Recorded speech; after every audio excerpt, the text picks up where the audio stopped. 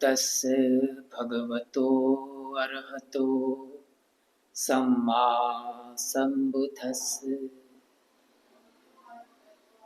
साधु साधु साधु। यदि हम धम्मपद की धम्म देशना को सुनते हैं, अच्छी तरह से समझते हैं, तो कहीं ना कहीं हमको ये फील होगा कि ये गाथा और कथा मेरे लिए ही बनाई गई है। ये भगवान ने मुझे ध्यान में रख के ही बताया है ये बात। ऐसा क्यों होता है? ऐसा इसीलिए होता है क्योंकि धम्मपद की गाथाएं और कथाएं हैं, कहीं ना कहीं हमारे ही पारिवारिक और सामाजिक जीवन को उजागर करती है ये धम्मपद की गाथाएं और कथाएं। ये बात आज की धम्म देशना सुनेंगे तो आप उसके ऊपर थोड़ा गौर करेंगे तो पता चलेगा, हाँ मैंने भी ऐसा किया है, हाँ फलाने फलाने आदमी ने भी ऐसा किया था। तो ये सब बातें हैं, वो धम्मपद की गाथाएं और कथाएं हैं, उससे ये बातें उजागर होती है, हमारे ही सामाजिक और पारिवारिक जीवन को वो उजागर करती है। आज की धम्म देशना का केंद्रस्थ विषय कुछ ऐसा है कि हम कोई बार क्या करते हैं, दुखता पेट है और कुटते मत्था है। एक कहावत है कि आदमी को दर्द पेट में होता है और वो सिर को लेकर परेशानी बताता है। ऐसा क्यों होता है? ऐसा आदमी क्यों करता है? किसी आदमी के साथ कोई एक बात को लेकर अनबन हो गया। अभी आदमी बहुत चालाक होता है, वो क्या करेगा, वो बात को लेकर उसको फरियाद नहीं करेगा, क्योंकि अगर वो बात को लेकर फरियाद करता है तो सामने वाला आदमी भी चालाक होता है, वो क्या करेगा, चालाकी और जिद के कारण वो बात को और बढ़ाएगा। कोई कहेगा कि तुमने मेरे घर के सामने कचरा क्यों डाला, तो वो आदमी सीधी तरह से वो नहीं कहेगा कि कचरा क्यों डाला, वो उसकी गांठें बनाकर मन में रखेगा, क्योंकि अगर वो कहता है तो वो दोबारा ज्यादा कचरा डालेगा। ये सामान्य व्यवहारिक जीवन की सच्चाई है, आप देखेंगे तो पता चलेगा अपने जीवन।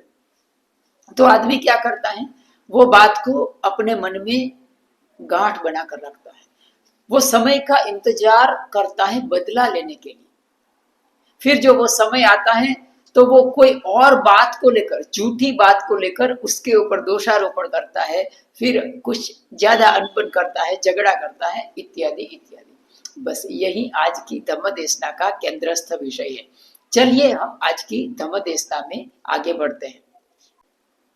आज की धम्म देशना धम्मपद के अरहंत वर्ग की 6 नंबर की ये गाथा है। ओवरऑल देखा जाए तो 95 नंबर की गाथा है। कहा है गाथा में, पठवी समो नो विरुज्यति इंद खिलु पमो तादि सुब्बतो।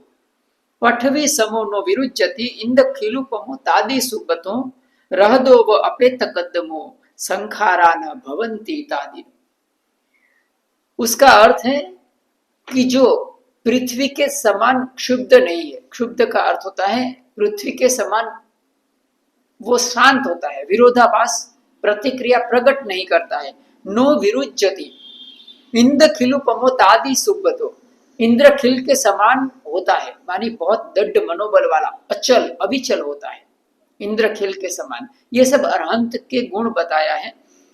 रहदो व अपेत कदमो संखारान भवंती तादि। कहा है कि जैसे कोई कमल है, शुद्ध निर्मल जलाशय कैसे कीचड़ गंदगी के रहित होता है, वैसा है वो अरहंत है, उसको संसार की गंदगी उसके कृत्य स्पर्श नहीं करता है। साधु साधु साधु। ये बात है सारिपुत्त महाथेर और एक भिक्षु के बीच की। सारिपुत्त मानी उनका नाम सुनते ही हमारे अंदर एक प्रकार का पुलकत रोमांच जाग उठता है। महान व्यक्तित्व सारिपुत्त भगवान का दायां हाथ, उसको धर्म सेनापति कहा जाता था। बहुत मानी उम्दा व्यक्तित्व सारिपुत्त का। और एक भिक्षु दूसरा सारिपुत्त के ऊपर एक झूठा दोषारोपण लगाता है। क्यों लगाता है, क्या लगाता है।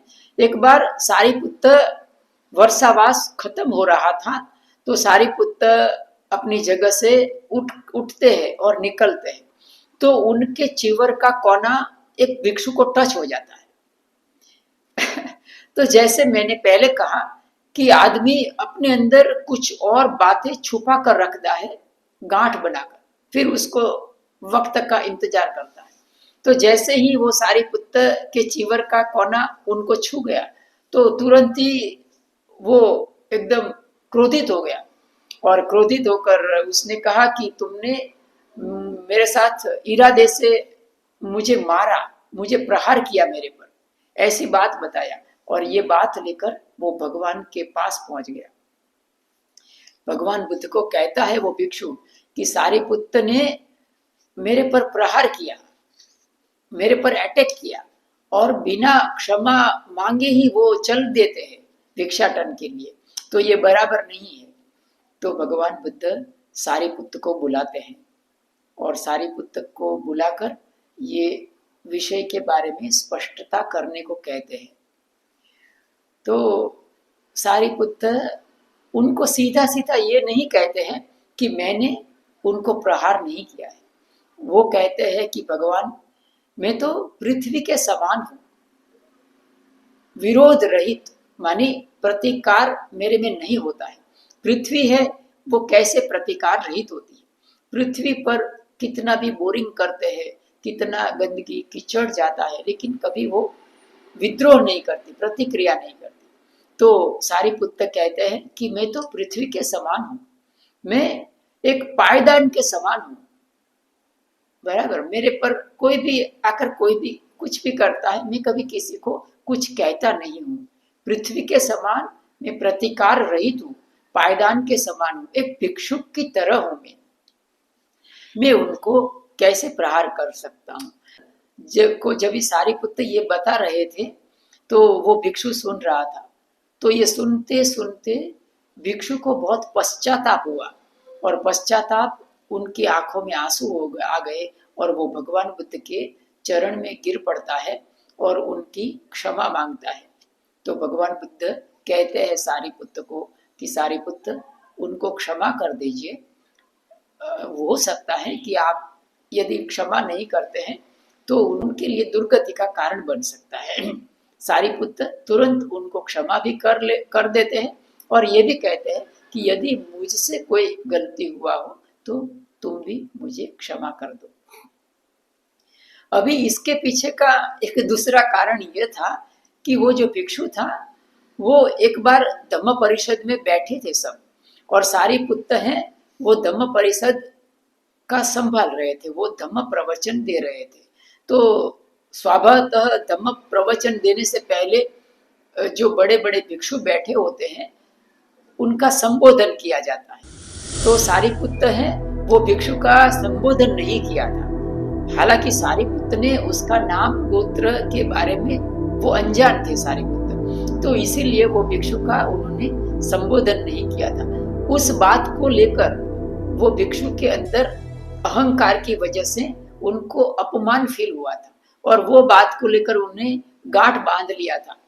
मन ही मन में वो क्रोध को पाल रहा था, और वो चीवर की घटना उसके सामने आई, वैसे ही वो उसका क्रोध है वो बाहर आ गया, और उसने सारिपुत्र धर्म सेनापति के ऊपर दोषारोपण कर दिया। तो भगवान बुद्ध ने ये गाथा कह के सारिपुत्र की प्रशंसा की थी। पृथ्वी समो नो विरुज्यति, अरहंत के लक्षण होते हैं कि वो पृथ्वी के समान होता है, कभी प्रतिक्रिया नहीं जताता है।